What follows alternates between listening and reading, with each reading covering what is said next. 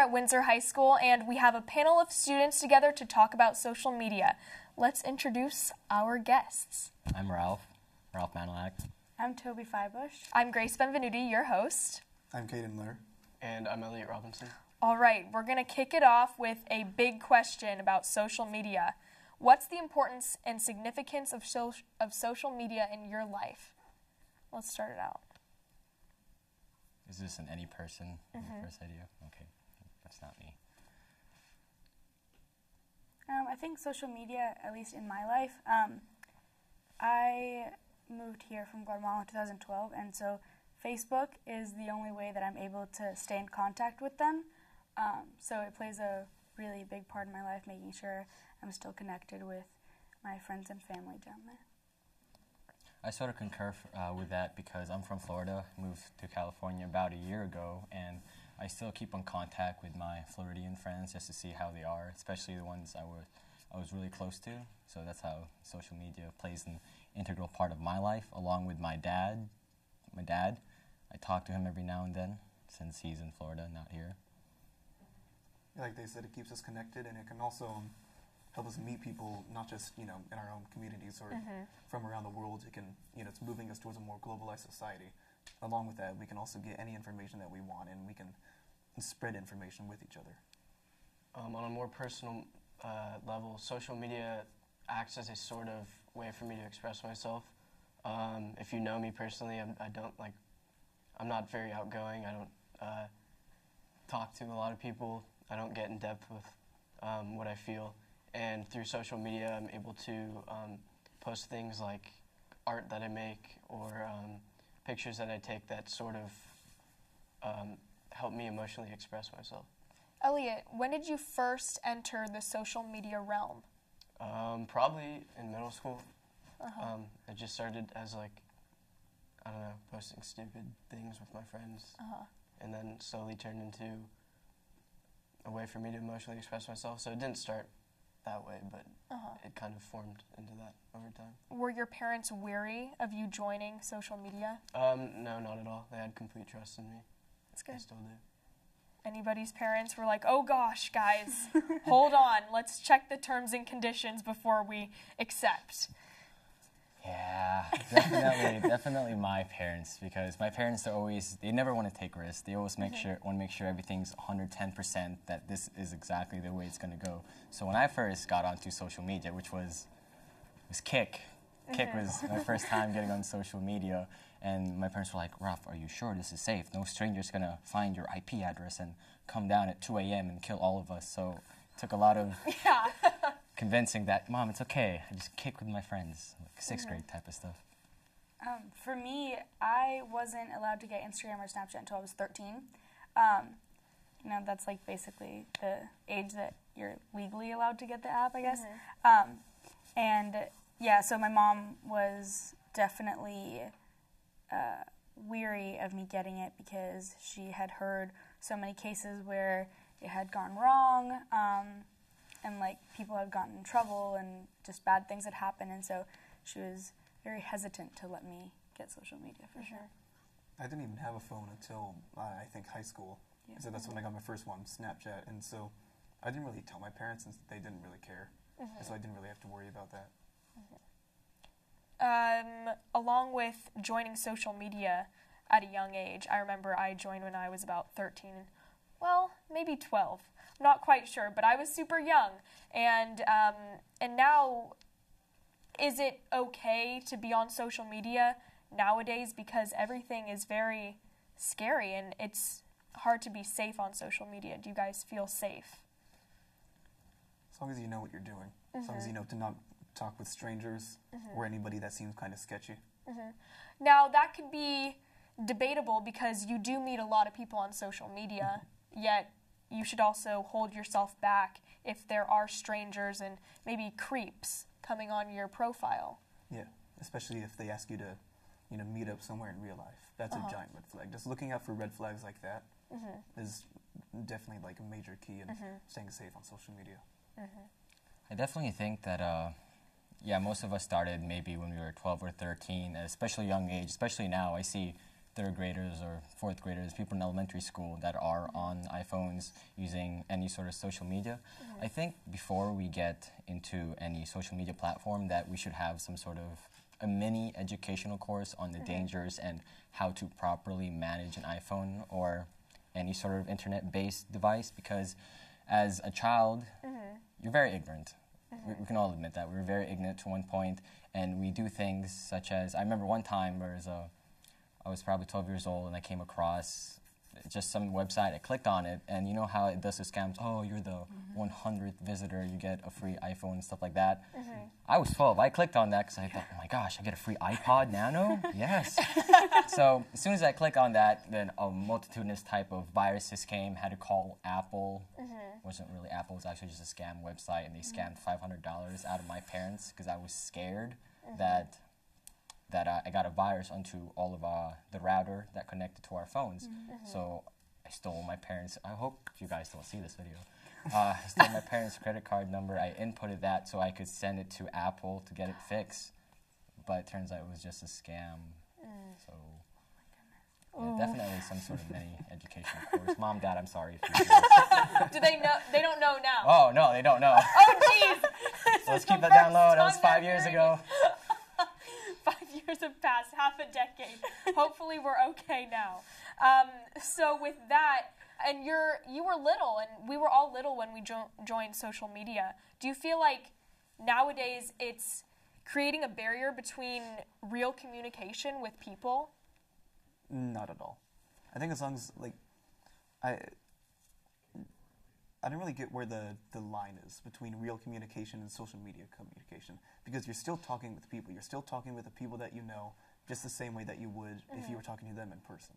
I actually disagree with that, because I think part of it is that, I mean, obviously we know that cyberbullying happens, and a lot of that happens through social media. And so people have, whether it be like bullying or whether it just be like, hey, I like you, you have more courage behind the keys of a keyboard, obviously, or at least in my experience, and in experiences that I've seen with my friends. And so I think that if you're, like, FaceTiming is obviously different, being on the phone is obviously different than texting through Snapchat or Instagram. The term sliding into your DMs, like, you wouldn't go up to a person and talk to them. I mean, you might, but it's just, you have more courage than you would in real life. So I think it does differentiate. Yeah. Now it's hard to find organic communication between people because people feel so much pride behind a phone, and it's difficult to find genuine communication, I feel like, nowadays. Yeah, when you use social media to communicate with other people, you almost lose the ability to properly express your emotions into those words. And you also lose, I guess, consequence that comes with the words that you use. So when you're talking to someone over social media, you almost have the ability to say anything you want without some sort of retaliation from them, because you could literally just go away from the screen or be part of it.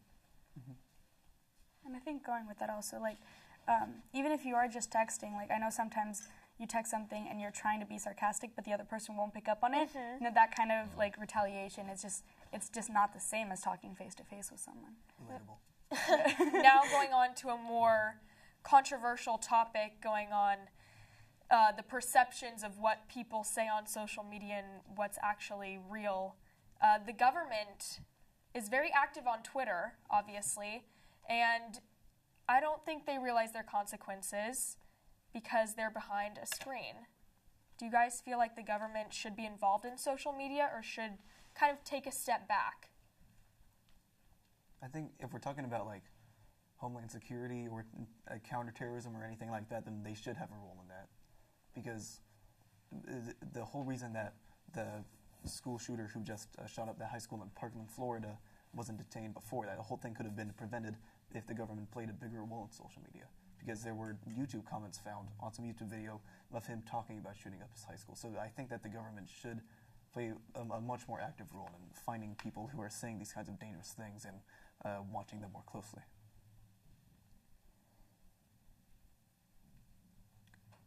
I'd say, yeah, I totally agree with you.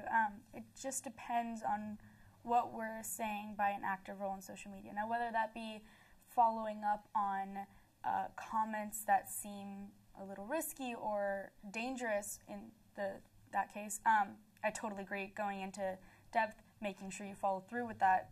But if it's just random tweets or random things that aren't necessarily vital to the thriving of the government, I don't think that that's necessary.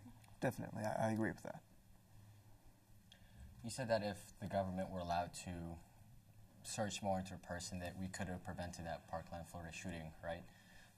So I don't know if this is controversial, but in 2001, the government allowed an act called the Patriot Act, I believe it was called, that allows the government to go into a person's text message, emailing, and any sort of message information, and that they can covertly go in it and check what we send and see. So I'm going to take the side that if we should let the government be able to go more into what we say and what we do, send our emails, especially if certain things they say, such as the YouTube comment section, I'm going to shoot up the school. So if the government was able to see that, they can look more into the person and figure out whether or not that person is a harm to society. Mm-hmm. Would that make you feel like you're being watched 24/7, like a hawk? I know I wouldn't want anyone breathing down my neck if I were going to send my friend a funny message. I think that's a little too far. What I think the government should do is, I'm pretty sure it's what they're already doing, is only playing, I think their role should only be is if they catch something risky or dangerous, like a threat or something that can be perceived as a threat. They shouldn't, I feel like they shouldn't be monitoring everything, just those kinds of risky and dangerous. So like keywords, key phrases. Yeah, like that, or probable if they're, cause. yeah, probable cause basically, especially if something's reported to them. But I think part of that also is that, like, I know we joke around with friends sometimes, and so to what extent would the government start going in? You know, like, we say things all the time that we don't necessarily mean, and so the government would, or I would assume they'd have a hard time differentiating from this is just a joke versus we should actually follow through with this. Yeah. With our generation, we're very kind of quick, and we'll do anything to get views and likes and comments, and I think that's just a part of our nature nowadays, and sadly, it's very true, and it's hard to differentiate whether we're being real, serious, or just joking around for that matter. And that's definitely played with our minds and the minds of young children in social media.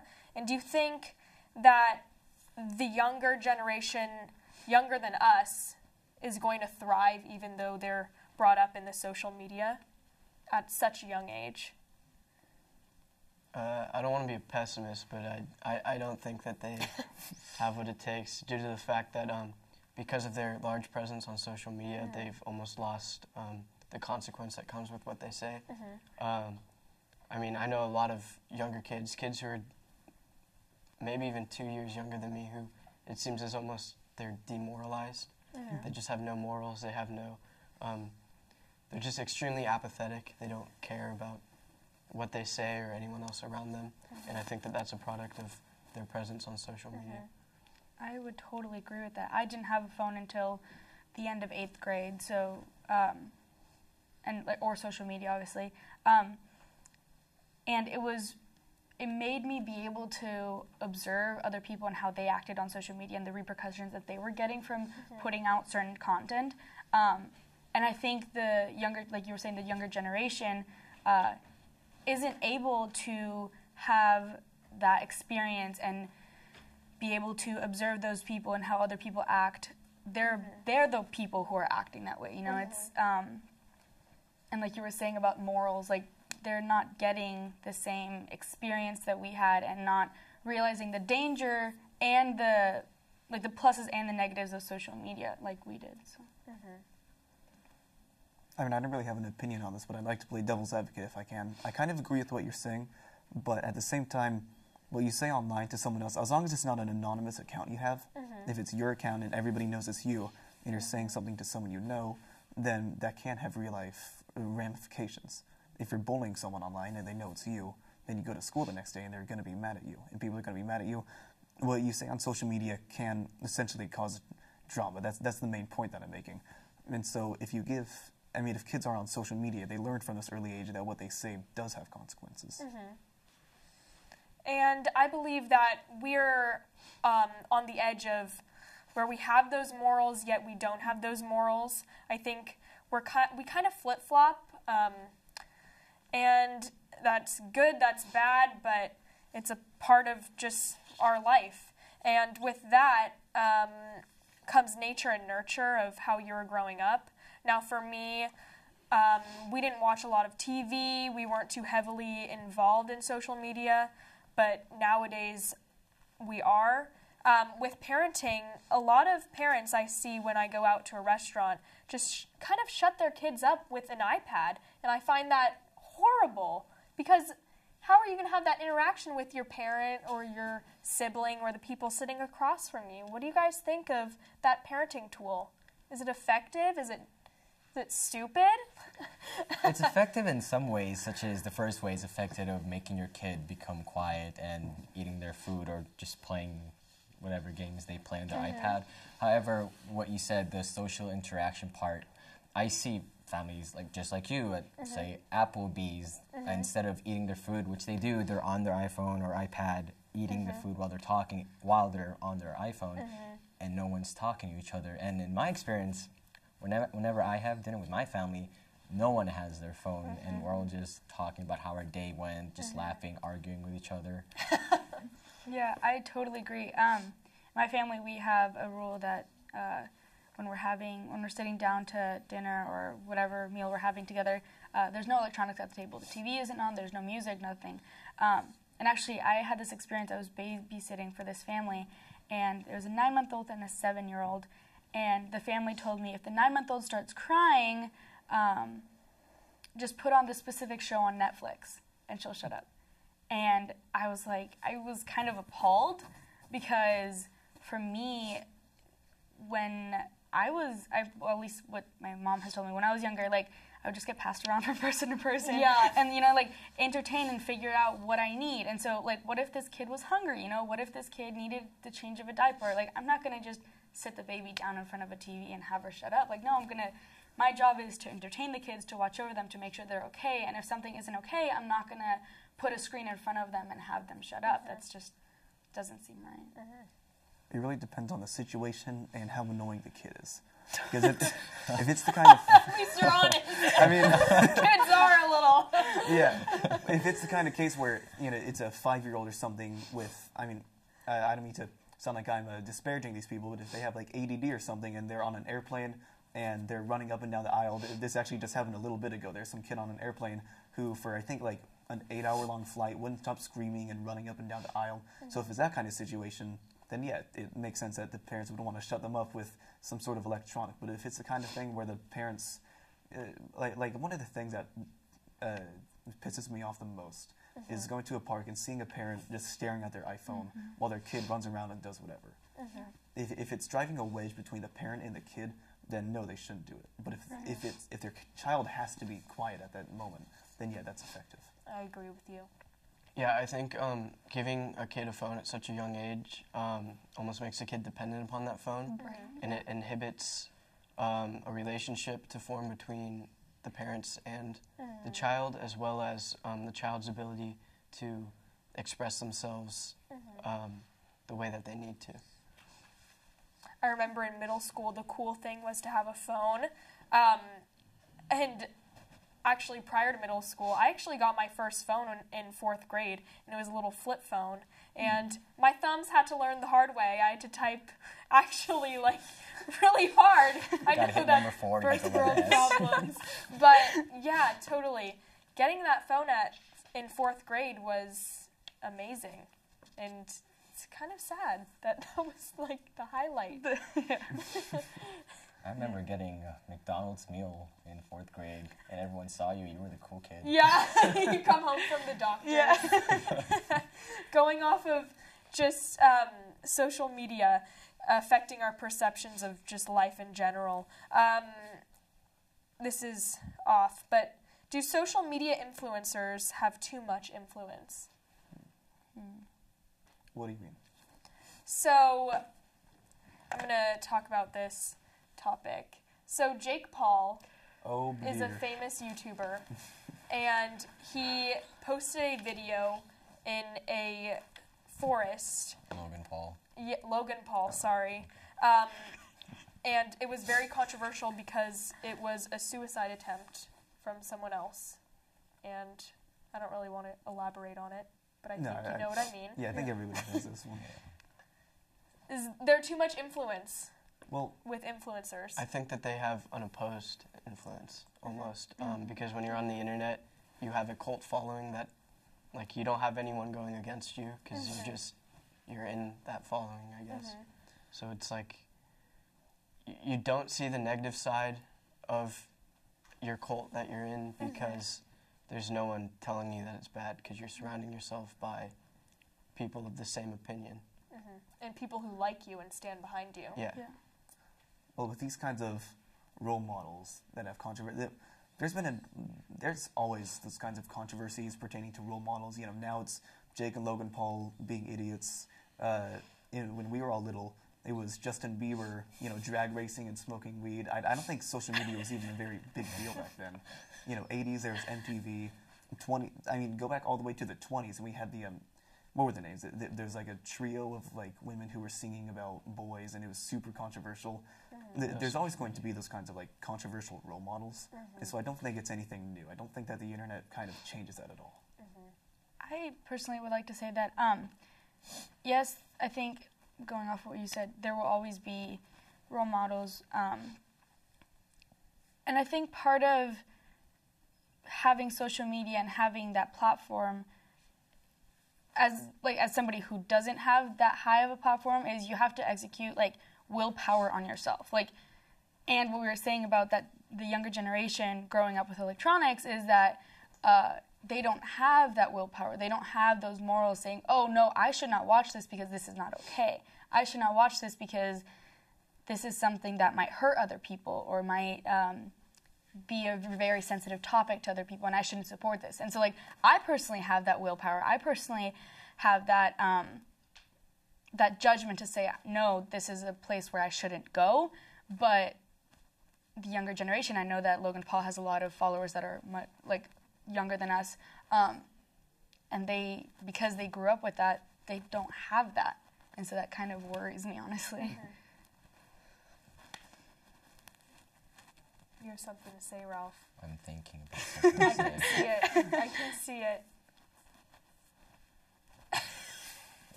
All right. For me, I do believe that role models are huge, and they have helped get through really hard times. It really honestly depends on who your role model is. It could be anyone from historical figures to celebrities, models, etc. And with social media now, our role models are the famous people, are the pretty ones, are the people who are very popular. And that could sway people's perceptions of what's right and wrong and what's beautiful. And for you guys, has your perception been swayed in social media from what looks good and what doesn't, and what's beautiful and what's ugly? Well, yeah, that's happened to every generation. That I just remember the names, the Andrews sisters and Elvis and all those people, all the famous people. See, what looks good and what looks ugly is determined by celebrities now, and it's been like that since I guess the birth of TV. And so I don't think the internet's really changed that either. I think the internet has definitely made it grow. Yeah, definitely. That it's made trends. I think the internet makes trends shift faster, but it doesn't change the fact that there are trends. I think going on that, like you said, the internet has made it grow. And just slightly going back to the role models, is that we can have those role models, but those role models have to realize that they have a huge platform and use that platform to impact their followers. And so the being beautiful, or what's beautiful versus what's ugly, I remember I saw this post. Zendaya, she went on a photo shoot and they photoshopped her waist to look smaller, and she posted about it and was like, this is the actual photo, this is what they published, I'd like you to please undo it, because she's like, I have the natural hips of a 19-year-old, you know, and so I think people like her are using their platform in a really positive way to show, no, this is what's normal, stretch marks are normal, hips are normal, you know, like, all of these things are normal. We can't let the beauty industry and social media tell our younger people, like our not even younger people necessarily, but our followers, that this isn't wrong or this isn't right. So it's just, yeah. For you, is it hard to see what's real and what's not real? Because people will hide behind a screen and show only what they want to show. Yeah, I think so. I know, like, for example, like, most of us do this, I'd say. Like, if we post a selfie on Instagram or on Snapchat or whatever, we edit it, or not necessarily, like, filters or whatever, and take multiple selfies before posting it. You know, we want to put our best self forward, and obviously, I mean, everybody does that, you know, like, and we can't judge the celebrities for doing that, because they're humans too. They want to put their best self forward, but when it comes to, like, magazines that edit those pictures, that's not realistic, and we can't, us, like, as, at least me personally, like, I've learned to not have to compare myself to them, because I know that lots of makeup goes into that, lots of editing goes into that, whether the celebrity is okay with that or not. So I believe that the internet has made it so that there is no normal, almost, because there's thousands upon thousands of cult followings that you can be a part of on the internet that make you feel like it's okay to be who you are, and you're surrounded by people that are just like you, because it's not local cable showing us how we're supposed to be anymore. It's a global internet with people all around the world telling us that we're allowed to be a certain way. I agree with you. I feel like there is no normal anymore. With the future of social media, where do you want to see social media go in the future?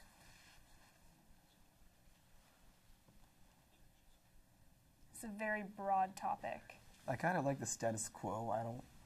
I really don't see how it can evolve any further. I mean, of course it's going to, but I don't really know how it's going to go past its boundaries.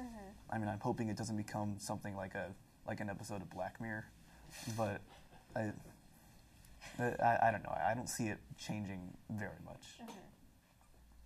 I feel like there's lots of growth in social media apps and how we meet people, and apps like Tinder, Bumble, Instagram, Snapchat, Twitter, Facebook, blah, blah, blah. They're all going to grow, and I feel like there's going to be even more cult followings, and I think that social media is just going to grow, and it's going to be the center for business and how our economy goes.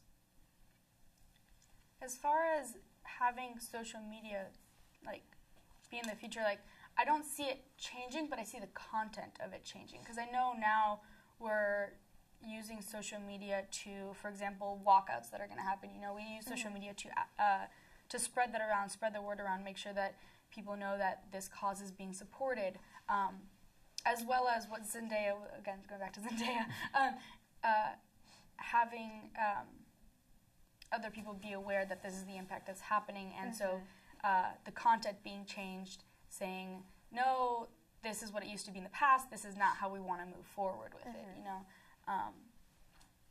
And so, yeah.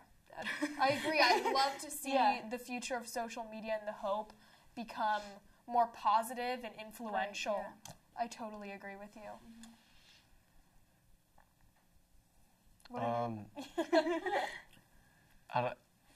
When I see social media in the future, I see it becoming extremely commercialized, just as TV did and the radio did. But I think that when that happens, we'll find a new way to massively come together and express ourselves. I feel like that really just opened me up what you said, because I feel like we're going to find our new thing. Social media will eventually end, just radio kind of ended, but then it came TV and then social media. I feel like there will be something else. Yeah. There's hope. But also that's really scary because I feel like we're already so far in advances that where are we going to go from here? It makes me think, like, my grandma's like, oh, social media, blah, blah, I don't know how that works. Because when she was younger, she had radio. Like, what is going to be what we have, you know? It's like, we have social media now, but what are we going to be confused about when we're older? It's a really scary thought, too. Yeah. Like, companies might be able to, like I saw something, Google wants to make something that, like, kind of puts the internet in your brain. So you can, like a chip access it. implant? Yeah, pretty much. Uh-huh. So I don't know. It could advance that far. There's really no way to foresee. It's a really scary thought. Yeah, that sounds so sci-fi. Yeah. Yeah. Yeah, there's pretty much no boundaries nowadays. I feel like everyone's just trying to grow and become better, and there's a ton of competition in the social media realm, especially how much growth there's been. And I feel like social media will take over, and there's just going to be more competition in companies. Yeah, I know Instagram, a lot of businesses are getting Instagram and Facebook and stuff like that. And so, like you said, I don't know which one of you said it, but it's going to get a lot more Commercialized. Yeah, sorry. I was blanking on the word. Yeah. And also with social media platforms, each one is kind of becoming the same thing. I remember when Vine was super big, and then Instagram caught on with the videos, and then Instagram also caught on with the stories after Snapchat. I feel like we keep seeing the same thing, and it's like a routine, and in social media in the future, it's all going to end up the same.